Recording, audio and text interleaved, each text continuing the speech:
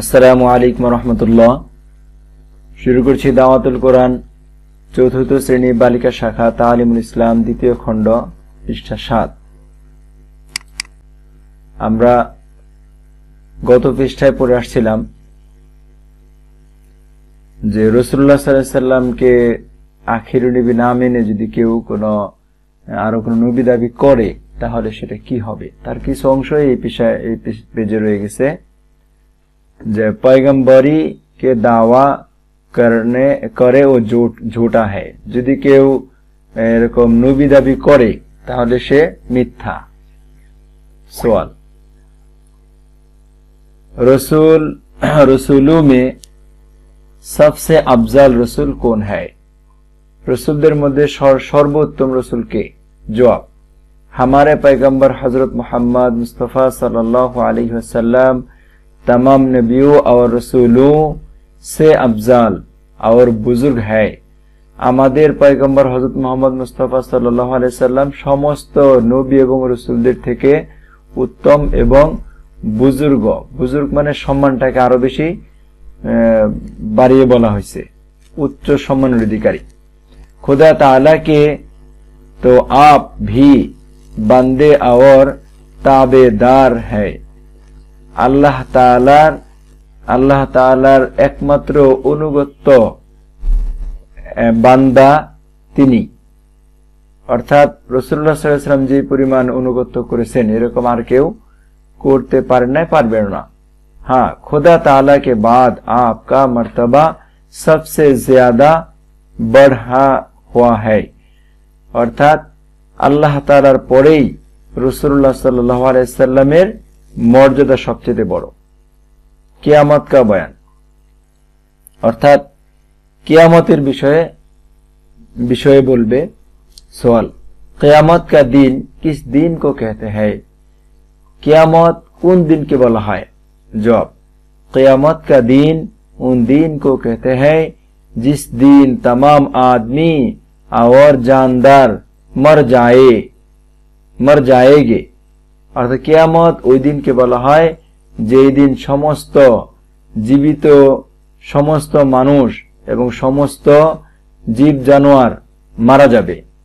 और तमाम दुनिया ফানা हो जाएगी, এবং সমস্ত দুনিয়া কি হবে? ধ্বংস হয়ে যাবে।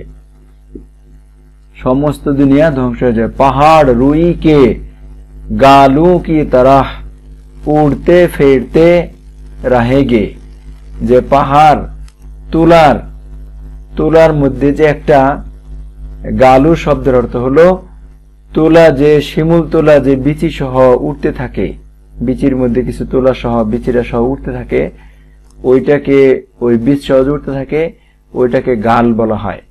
তো গালু কি তরফ মানে ওই তুলার মতো, এটা বললে হবে যে তুলার মতো উঠতে থাকবে। সিতারে টুট কর ঘের পড়েগে, এবং তারকা ছুটে টুট কর ভেঙে চুরে পড়ে যাবে। গরজ हर चीज टूट फूट कर फाना हो जाएगी। মোট কথা, গরজ অর্থাৎ মোট কথা, সবকিছু চুরমার হয়ে ফানা হয়ে যাবে, মানে কি ধ্বংস হয়ে যাবে, সবকিছু চুরমার হয়ে ধ্বংস হয়ে যাবে। सवाल, तमाम आदमी और जानदार कैसे मर जाएंगे? সমস্ত মানুষ এবং জীব জানোয়ার কিভাবে মারা যাবে? জবাব, হযরত ইসরাফিল আলাইহিস সালাম सूर फूकेंगे। हजरत इस्राफिल अलैहिस्सलाम शिंगा फूक दिबेन। सूर शब्द अर्थ हलो शिंगा। उसकी आवाज उस कदर डरवानी, शब्दটা খেয়াল করতে হবে, डरावानी और सख्त होगी कि उसके सदमे से सब मर जाएंगे। ওই শিঙ্গা ফুকের আওয়াজ এত বেশি ভয়ঙ্কর হবে। ডরওয়ানি মানে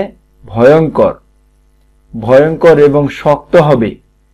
শক্ত অর্থাৎ আমরা যে বিভিন্ন সময় গাড়ি বিভিন্ন হর্ন শুনি সাধারণভাবে, সেটা যদি বেশি করা হয় কানে লাগে এবং কিছুক্ষণ কানের মধ্যে ব্যথা লাগে, এরকম ওইটার আওয়াজটা শক্ত হবে। सख्त होगी মানে শক্ত হবে।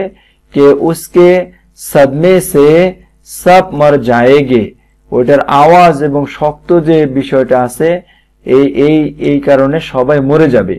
আর হর চিজ টুট ফুট কর ফানা হো যায়গি, এবং সব কিছু ভেঙে চুরে চুরমার হয়ে যাবে, ধ্বংস হয়ে যাবে। সওয়াল, কিয়ামত কব আয়েগি, কিয়ামত কবে হবে? জবাব, कियामत आने वाला है, कियामत आशबे, लेकिन उसका ठीक वक्त खुदा ताला के सवा कोई नहीं जानता। कियामत आशबे किंतु तार सठिक समय अल्लाह ताला ছাড়া কেউ জানে না।